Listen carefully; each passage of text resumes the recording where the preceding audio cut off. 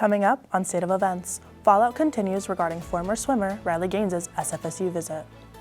Plus, the investigation continues for a history professor who chose to display a picture of the Prophet Muhammad in class. And a campus favorite will remain throughout the summer months.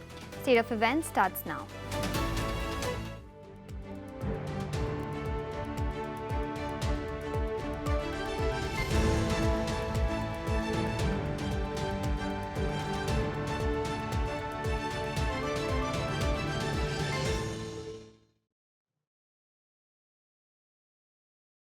Good afternoon and welcome to State of Events. I'm Briel Braswell. And I'm Prerna Sandilya.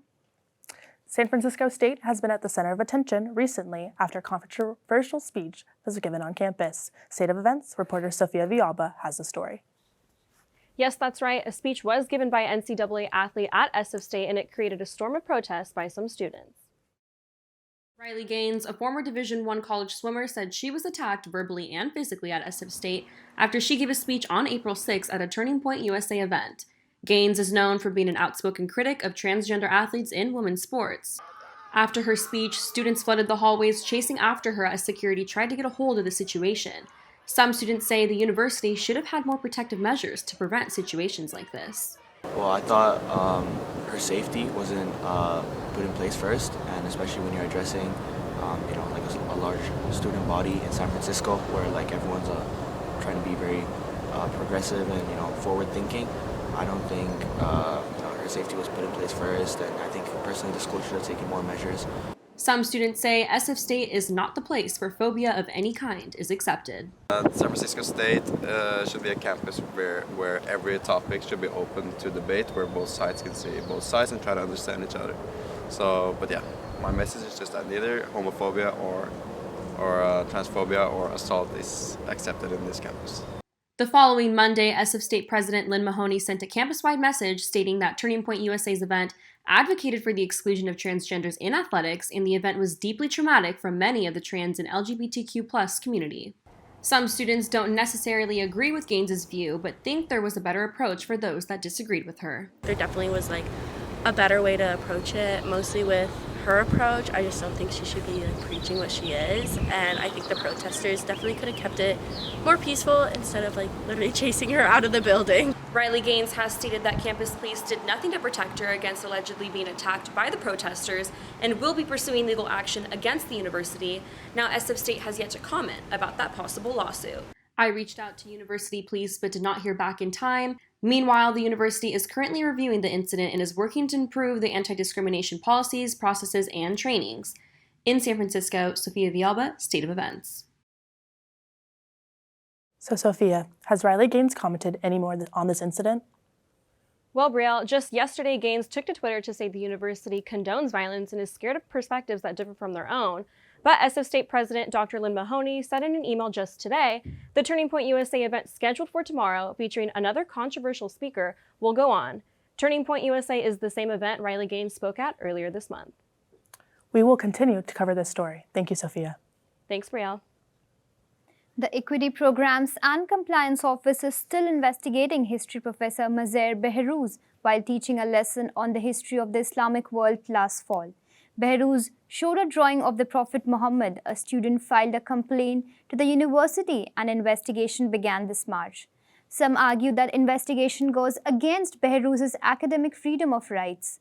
We reached out to both university police and the SFSU administration to get an update on this investigation, but we did not hear back in time for the show. In Becca News, last week, Dr. Graham Carpenter hosted a broadcast union seminar featuring YATSE 119 Union President Darren Stevens and Member-at-Large John Marovich. Held in Studio 2 of Marcus Hall, they discuss industry practices within the local television union scene and sports broadcasting. Dozens of students turned out to connect with industry professionals and have a conversation about how to get more involved with their career. The Becca department says the event was such a success that they hope to bring it back next year. A campus favorite is back this semester, and associated students say Farmers Market at SFSU is set to set free the summer months. The market includes food from local farmers and businesses and is a great resource for students who are looking for healthier choices. Now, Farmer Market takes place on Thursday from 10 a.m. to 3 p.m. in between the Fine Arts and Humanities building. If you have any questions, feel free to email associated students at farmersmarket@asi.sfsu.edu. Coming up after the break, 2 tragic stories of young people killed for going to the wrong address. And the National Guardsman charged with leaking sensitive documents gets his first day in court. Don't go away, State of Events will be right back.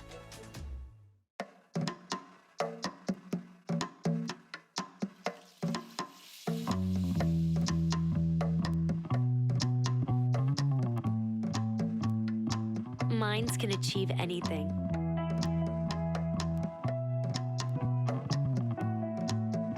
We make sure they get to college.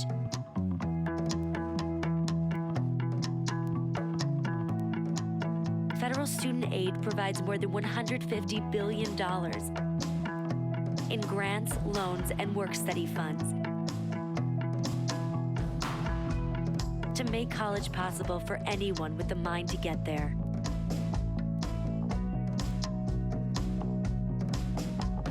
Because if given the chance, minds will do great things. Federal Student Aid, proud sponsor of the American Mind. Learn more about money for college at studentaid.gov. Unlike other health concerns, mental illness is not always easy to see. Third line, please. DEPRESSION.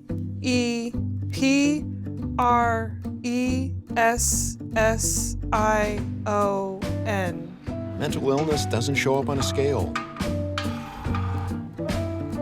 Bipolar? Sorting out a mental health concern is not something to attempt on your own. Anxiety. I thought so. Like many health conditions, help for mental illness takes professional diagnosis and treatment. And the sooner you seek treatment, the better.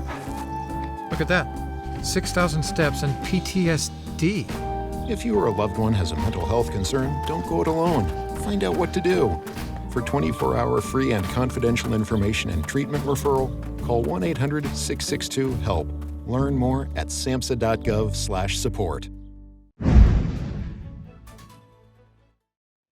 Welcome back to State of Events. An elderly white Missouri man accused of shooting a black teen who came to his Kansas City home last week by mistake has been released on bond, according to officials.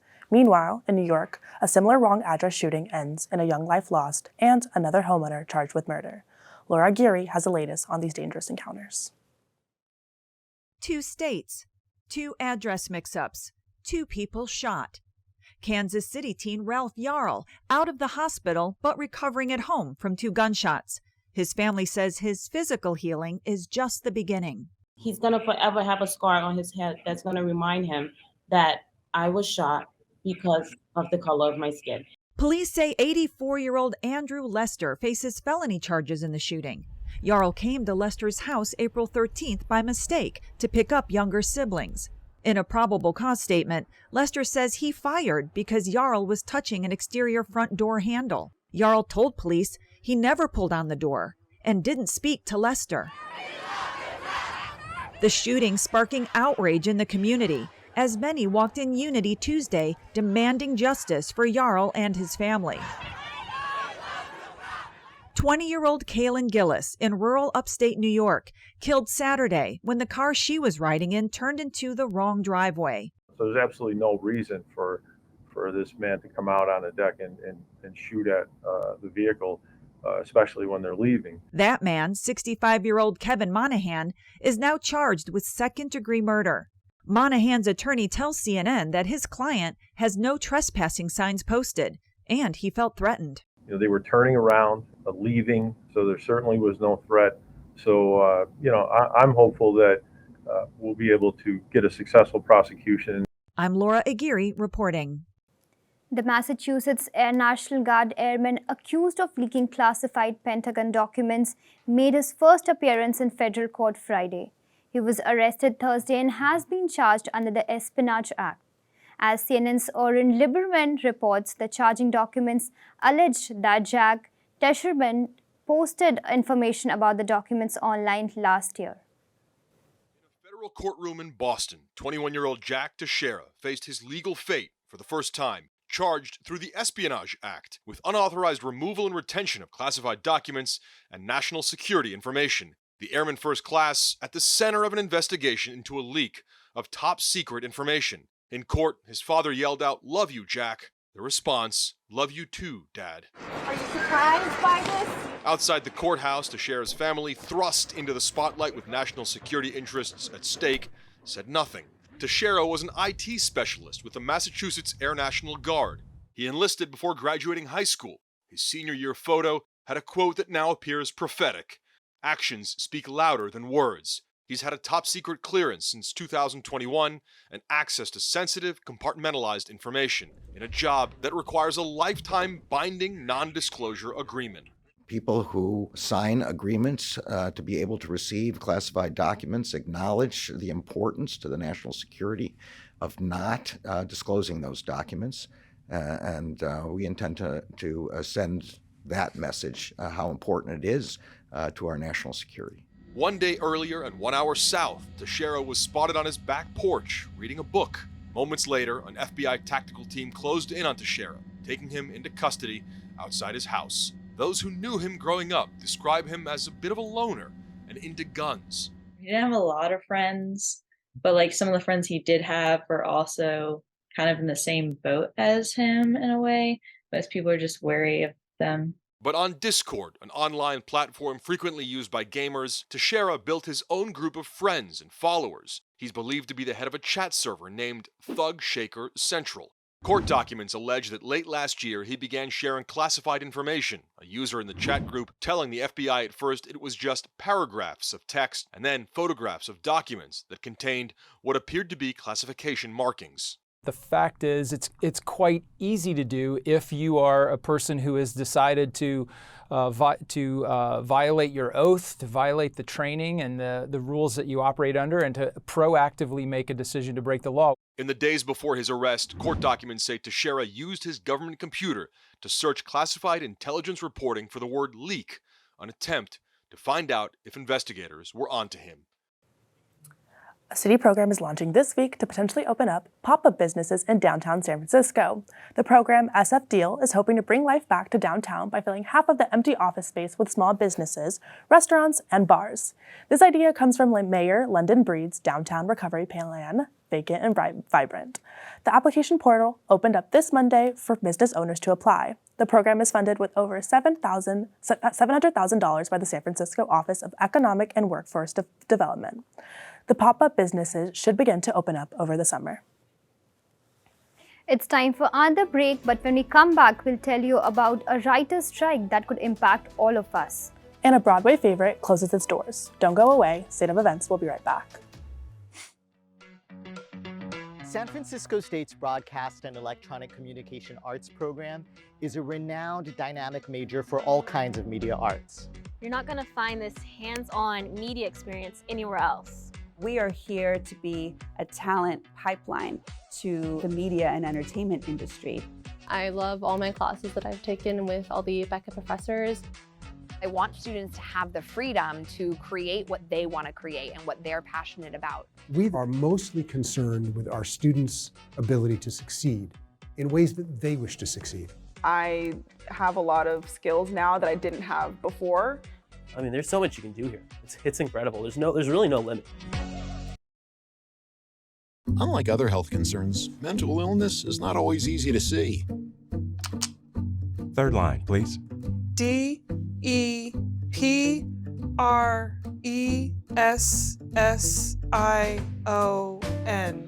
Mental illness doesn't show up on a scale. Bipolar? Sorting out a mental health concern is not something to attempt on your own. Anxiety. I thought so. Like many health conditions, help for mental illness takes professional diagnosis and treatment. And the sooner you seek treatment, the better. Look at that. 6,000 steps and PTSD. If you or a loved one has a mental health concern, don't go it alone. Find out what to do. For 24-hour free and confidential information and treatment referral, call 1-800-662-HELP. Learn more at samhsa.gov/support.